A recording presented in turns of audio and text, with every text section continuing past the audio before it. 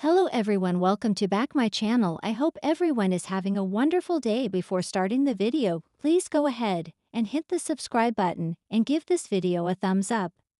Did you check into General Hospital today, Tuesday, May 6, 2925? If not, here's a nifty recap below. Kai Taylor, Jens Austen Astrup, has undergone his risky surgery, and Trina Robinson, Tabiana Ali, is waiting for him to wake up. When Kai finally does, he tells her that he feels as if the hard part is over. Portia Robinson, Brooke Care, checks Kai out and then tells him to rest up. He spends some time with Trina, and then a nurse and Portia get Kai into a wheelchair. They take him out into the hallway and he is able to take a few hopeful steps. Brad Cooper, Perry Shen, is ready to make a deal with Drew Kane, Cameron Matheson. He knows who is behind the congressman being drugged, and Drew says that he will be handsomely rewarded for the info. He offers him $500,000, and Brad sings like a canary. He tells Drew that Portia set him up by having his medical records pulled so that she could dose him up with ketamine. Drew thinks about it, and then offers Brad twice as much money if he will do one more thing. Dan Falconeri, Dominic Zamprogna, arrives at GH to find that Rocco Falconeri, Fincar, has been admitted for alcohol poisoning. He rips into Gio Palmieri, Giovanni Mazza, despite him simply finding Rocco and trying to help him. Gio tells him that he found Rocco in rough shape and believed that if he got him home safely that he would sleep it off. Dante is furious because Rocco could have died if he hadn't gotten to the hospital in time. Finally, Dante and Lulu Spencer, Alexa Havens, are brought in to see their son, and the doctor confirms that if Rocco wasn't brought in when he was, he could have at the very least been comatose. Dante leaves his son to go and talk to Gio privately. Meanwhile, Danny Morgan, Asher Antonozin, calls Gio for an update. He feels guilty for bringing Rocco to the party, and Carly Spencer, Laura Wright, takes the phone from Gio and tells Danny she is on her way to him. She arrives at the boathouse, and Danny tells her that he just wanted to have some fun. He convinced Rocco to go with him and then left him to play volleyball. Crowley tells Danny that he was the leader and left his little brother alone. She tells him that he needs to take responsibility by apologizing to Dante and Lulu, and he promises to do so. Back at GH, Dan has Gio cornered in the hallway with Lois Cirillo, Rena Sofer, refusing to listen to him and instead blaming Gio for Rocco's drinking. He threatens to have him arrested, and Lois finally blurts out that he needs to stop because he doesn't know who Gio really is. Lulu hears the comment and stops dead in her tracks. Rick Lansing, Rick Hurst, has finally been released from GH, and Ava Jerome, Mara West, is the one driving him home. He asks about the blackmail payments from Alexis, and then tells Ava that she knows that he is in on the plan too.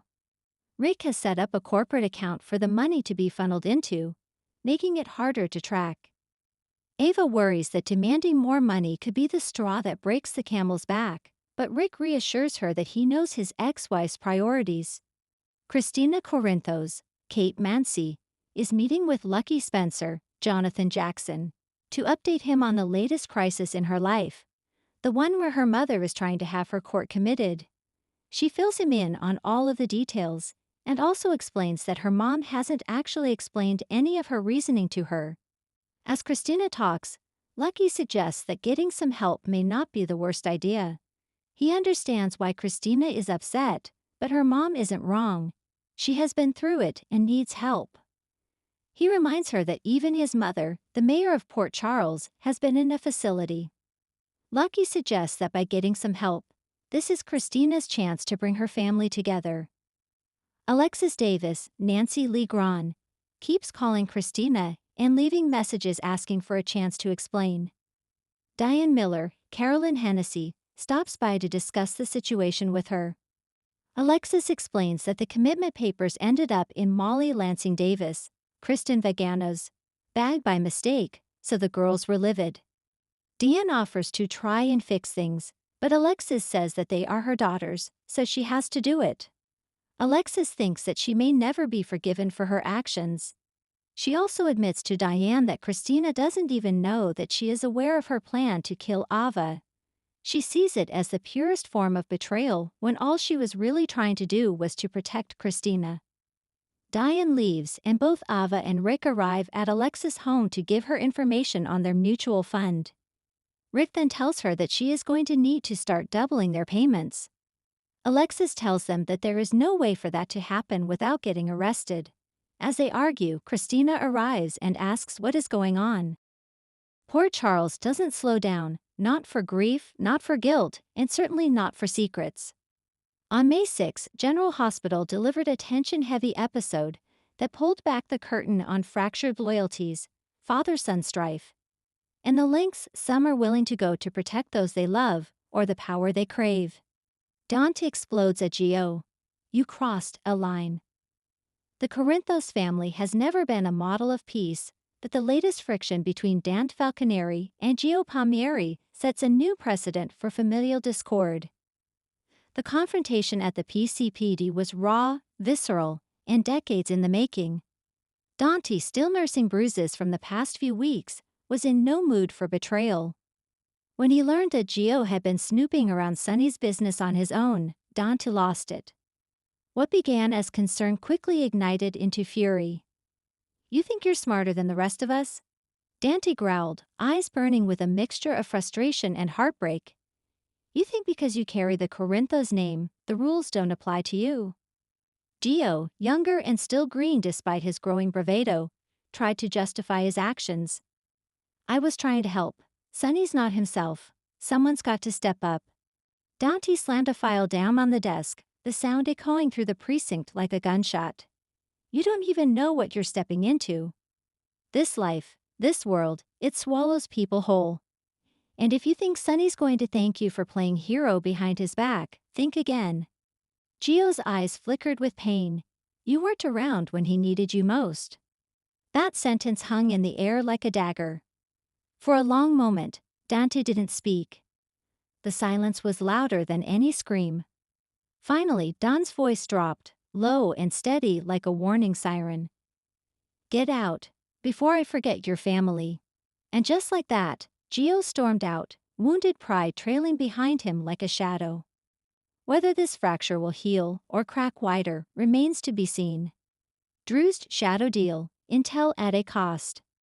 Meanwhile, Drew Kane was playing a different kind of game, one that didn't involve fists or fury, but secrets and leverage. Still recovering from his time in Pentonville and his complicated history with Carly, Drew has been slowly inching toward a power play of his own. On May 6, that strategy moved into dangerous territory. Drew met with an informant tied to pikemen in an abandoned warehouse near the docks. The air was heavy with mistrust. No bodyguards, no backup. Just two men and a ticking clock.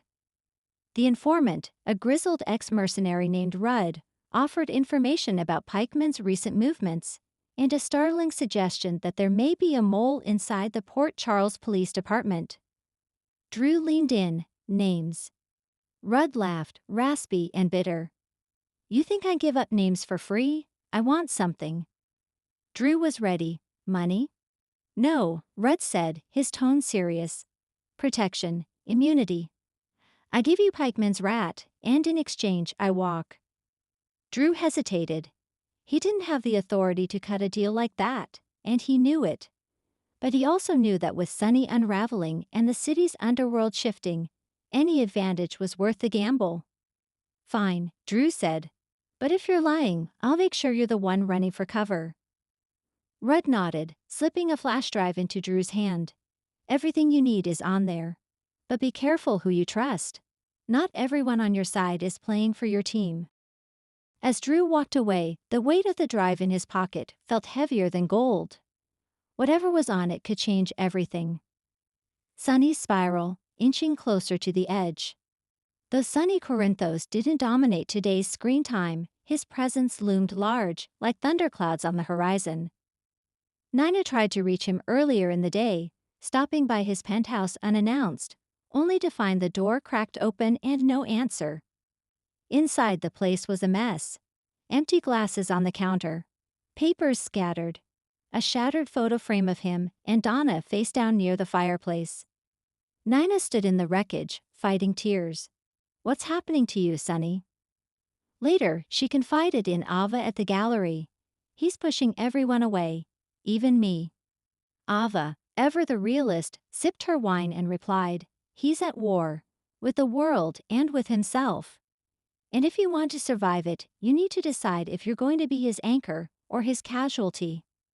Nina didn't answer, but the haunted look in her eyes spoke volumes. Carly worries about Drew, and Jason's shadow lingers. At the Metro Court, Carly sat with Sam, ostensibly discussing Danny's school issues, but the conversation quickly veered toward Drew.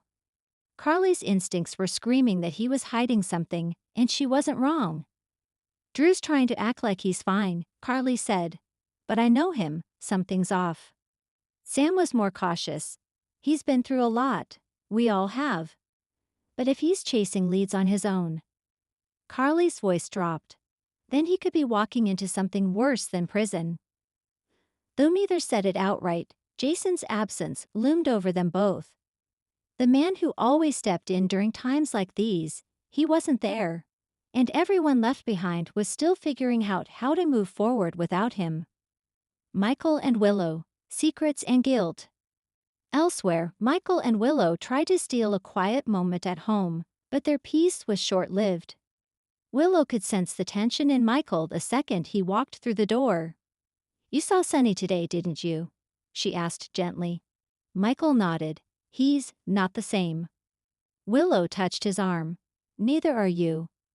Michael sighed. "I thought once I stepped away from ELQ and the family business, things would get easier. But I keep asking myself, did I make things worse? Was I part of what broke him?" Willow's eyes softened. "You made the best decision you could.